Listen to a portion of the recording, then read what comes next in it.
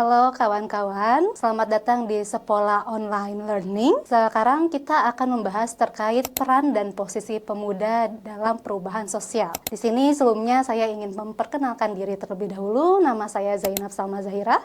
Biasa dipanggil Zainab atau Zai juga boleh ya kawan-kawan.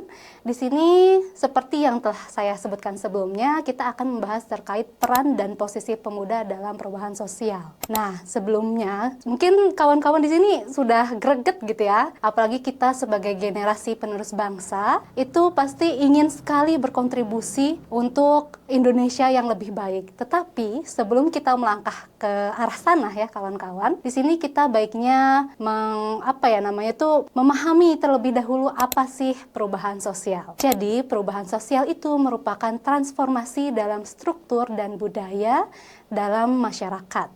Dan perubahan sosial itu ada beberapa dimensinya, kawan-kawan. Yang pertama itu dimensi ekonomi, politik, dan juga tentunya dimensi sosial. Untuk dari dimensi tersebut, cakupan dari perubahan sosial tentunya beragam ya, mulai dari nilai-nilai, norma-norma, dan juga bahkan institusi-institusi yang ada di masyarakat. Jadi, untuk perubahan sosial bukan hanya perubahan terhadap seorang individu saja ya, teman-teman di sini, tetapi juga perubahan yang lebih sistematis yang mencakup institusi di masyarakat atau di suatu negara. Nah, kawan-kawan, untuk Indonesia sendiri sebetulnya perubahan sosial itu seperti apa sih gitu ya? Kalau yang kita ketahui, Indonesia itu sangat beragam ya, mulai dari etnis, budaya, ya kita itu memiliki keberagaman yang sangat kaya, kawan-kawan. Lalu, bagaimana sih perubahan sosial khususnya untuk di Indonesia? Jadi, perubahan sosial di Indonesia itu muncul dari interaksi dinamis antar kelompok masyarakat yang pada akhirnya itu memunculkan inovasi untuk menghadapi era modern atau saat ini kita kenal dengan era digital, kawan-kawan. Nah, untuk menghadapi perubahan sosial itu, Indonesia tentunya ada beberapa faktor, yaitu yang pertama itu faktor internal dan yang kedua itu faktor eksternal. Faktor internal itu contohnya seperti evolusi nilai atau norma yang ada dalam seorang individu ya kawan-kawan.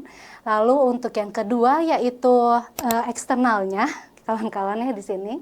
Untuk eksternalnya itu seperti globalisasi yang membawa inovasi atau perubahan dalam struktur masyarakat. Jadi memang untuk perubahan sosial itu dipengaruhi oleh dua faktor, internal dan juga eksternal ya kawan-kawan. Namun ada satu aspek yang sangat penting kawan-kawan untuk kita melakukan sebuah perubahan sosial, yaitu kemampuan masyarakat untuk menghadapi perubahan atau situasi baru yang tanpa merupakan sosial budaya kita gitu ya. Jadi kalau misalnya kita ketahui ya, ada bahkan beribu-ribu budaya dan juga suku bahasa ya di Indonesia ini, harapannya perubahan sosial itu tidak menghapuskan nilai-nilai budaya yang telah ada, yang ada di masyarakat kita saat ini. Nah, untuk contoh perubahan sosial sendiri nih kawan-kawan, sebetulnya perubahan sosial itu tentunya ada yang terus kita perjuangkan hingga saat ini, dan ada pula yang telah berhasil, baik itu melalui program pemerintah ataupun juga melalui inovasi-inovasi yang berkembang secara organik di masyarakat. Untuk salah satu contohnya, untuk program di pemerintah sendiri, yaitu program 12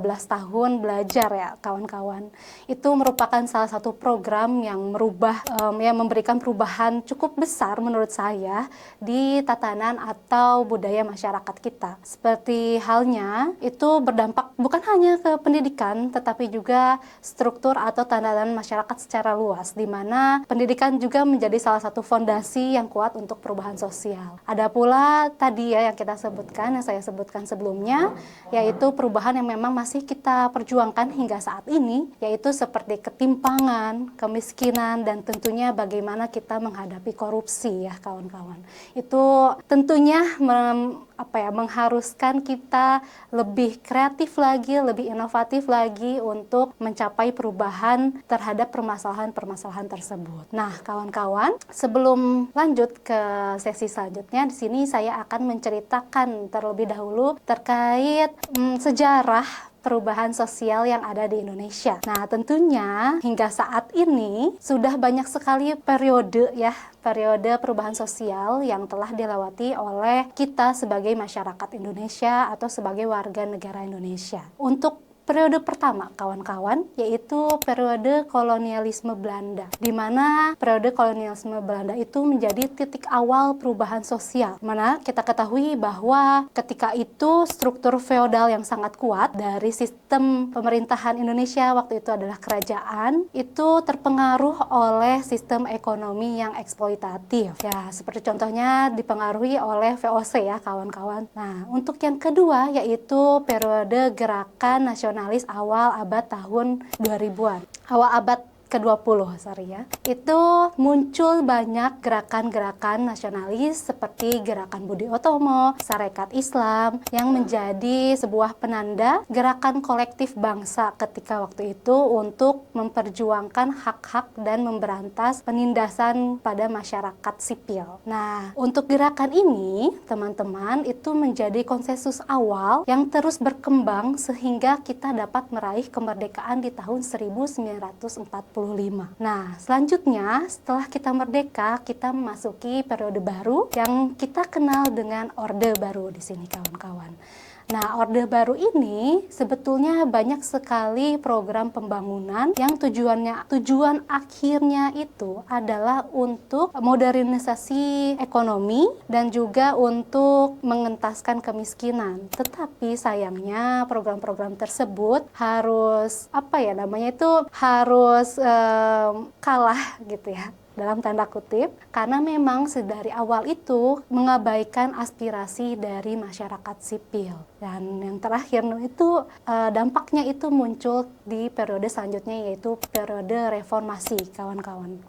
Di periode reformasi itu tahun 98 itu sebagai babak baru untuk perubahan sosial di Indonesia, di mana isu-isu seperti demokrasi, keadilan sosial, dan juga hak asasi masyarakat atau hak asasi manusia itu menjadi pusat perhatian, karena kita melihat waktu zaman Orde Baru banyak sekali ketidakadilan sosial dan juga banyak sekali kasus-kasus pelanggaran HAM, maka reformasi ini menjadi babak baru untuk perubahan sosial kita yang terus mewarnai gerakan-gerakan kita pada periode yang terbaru, kawan-kawan, yaitu periode era digital. Nah, kita sampai di periode era digital di mana tentunya kita sebagai generasi muda itu berperan sangat penting di sini. Melalui teknologi yang terus berkembang, kita bisa menyalurkan perubahan-perubahan sosial itu melalui sosial media dan juga platform-platform online untuk mewujudkan perubahan sosial yang memang menjadi tujuan kita bersama. Oke, setelah kita membahas terkait perubahan sosial, konsepnya sampai sejarah perkembangan perubahan sosial yang ada di Indonesia,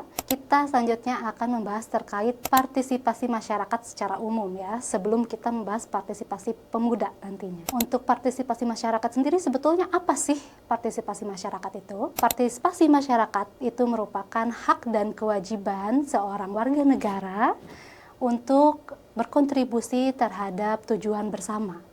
Jadi, tentunya kita sebagai warga negara itu memiliki hak dan kewajiban untuk berkontribusi ya, kawan-kawan. Itu kontribusinya sebetulnya tidak harus kontribusi besar, tetapi memang kontribusi itu dapat melalui ide-ide kita ataupun kontribusi melalui energi dan tenaga kita yang terjun langsung dalam sebuah aksi, kawan-kawan. Sebelum kita lanjut membahas lebih jauh terkait partisipasi masyarakat, apa sih sebetulnya partisipasi itu? Partisipasi itu artinya pengikutsertaan atau pelibatan seorang individu. Jadi, jika kita mendengar kata partisipasi, itu artinya kita mengikutsertakan atau melibatkan diri kita untuk menggapai tujuan bersama dalam suatu kelompok. Adapun 4 unsur penting dalam partisipasi. Yang pertama yaitu tentunya harus ada tujuan bersama ya, ya kawan-kawan, agar kita dapat langsung berpartisipasi. Lalu yang kedua itu mendorong atau memiliki dorongan untuk terlibat dalam mencapai tujuan bersama. Dan yang ketiga itu keterlibatan masyarakat. Tentu keterlibatan masyarakat menjadi penting karena perubahan sosial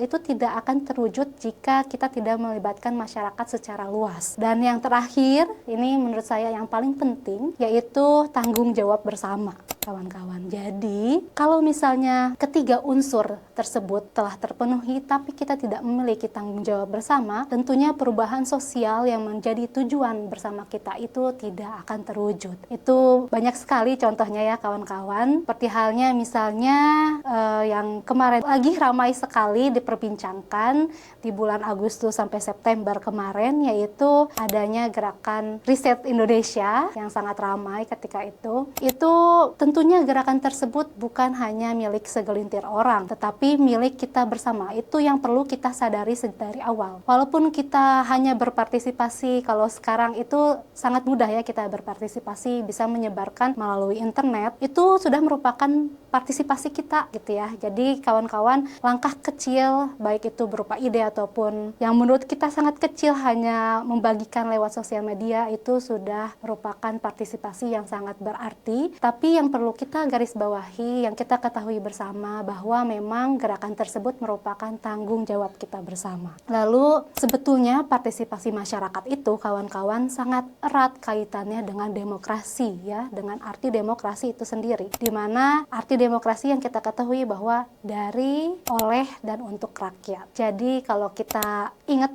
apa sih partisipasi masyarakat, kita harus mengingat nilai-nilai dari demokrasi itu sendiri ya, di mana kita memperjuangkan dari rakyat, untuk rakyat, dan oleh rakyat, dan untuk rakyat. Oke kawan-kawan, tadi kita sudah memahami apa itu perubahan sosial, apa itu partisipasi masyarakat, dan tentunya saat ini kita akan sampai pada bagaimana sih pemuda dapat berkontribusi dalam perubahan sosial. Tentunya peran pemuda menjadi sangat vital untuk perubahan sosial pada era modern atau era digital ini ya kawan-kawan. Nah sebetulnya ada 3 hal dari peran pemuda. Itu yang pertama itu kita dapat melalui aktivisme sosial, lalu tentunya didukung oleh inovasi, dan tentunya dengan penggunaan teknologi ya kawan-kawan. Nah untuk aktivisme sosial sendiri itu sebetulnya apa sih aktivisme sosial? Aktivisme sosial itu merupakan upaya masyarakat atau kelompok masyarakat gitu ya, untuk mencapai upaya perubahan sistematis, baik itu melalui aksi, advokasi kebijakan, atau melalui peningkatan kesadaran masyarakat secara luas. Nah tentunya aktivisme sosial ini tidak akan berhasil tanpa adanya inovasi dan juga kreativitas dari kita sebagai pemuda atau generasi muda saat ini. Seperti contoh ya kawan-kawan, sebetulnya kan kalau dulu kita melihat bahwa perubahan sosial itu banyaknya dari advokasi kebijakan atau dari aksi ya, demo ya, dimana aksi ini kita ketahui sebagai demonstrasi besar. Itu kalau saat ini biasanya kita lebih beragam lagi kegiatan yang dapat kita lakukan. Seperti contoh misalnya ada kawan-kawan melalui advokasinya itu melalui sosial media gitu ya. Sekarang kita bisa tinggal klik add yours di sosial media ya teman-teman, untuk mengkampanyekan suatu isu yang lagi ramai diperbincangkan atau lagi kita perjuangkan bersama. Dan yang terakhir yaitu salah satu contoh dari fungsi teknologi itu sendiri. Jadi kalau sekarang itu selain platform digital, sosial media, banyak sekali aplikasi-aplikasi yang berkembang untuk mendukung perubahan sosial. Seperti contohnya yaitu aplikasi Kita Bisa ya kawan-kawan. Sebetulnya Kita Bisa ini menggalang aplikasi untuk menggalangan donasi. Itu donasinya sangat beragam ya kawan-kawan, mulai dari untuk pendidikan di kota terpencil sampai untuk teman-teman kita di Palestina. Itu merupakan sebuah inovasi yang tentunya muncul dari generasi muda dan perlu kita manfaatkan bersama ya kawan-kawan di sini. Jadi kalau kita kembali lagi ya, sebetulnya banyak sekali kawan-kawan sebagai generasi muda kita dapat berkontribusi sesuai dengan apa sih keahlian kita, apa sih ketertarikan isu kita di sini. Kalau misalnya kawan-kawan pernah membaca satu buku, yaitu buku Be the Change karya Gina Martin, itu beliau menyampaikan bagaimana sih kita pemuda gitu ya menumbuhkan jiwa-jiwa aktivisme di dalam diri kita. Jadi kalau misalnya kita berpikir bahwa gerakan aktivisme sosial itu hanya milik segelintir kelompok atau segelintir orang yang memiliki titel, jabatan, atau memang track record ya, yang sudah bergerak lama gitu ya dalam aktivisme sosial, lalu kita mengecilkan diri kita kalau kita itu tidak bisa berkontribusi dalam perubahan sosial. Itu tentunya salah besar ya kawan-kawan, karena sekarang perubahan sosial itu banyak sekali bentuknya, banyak sekali upaya yang bisa kita lakukan. Salah satu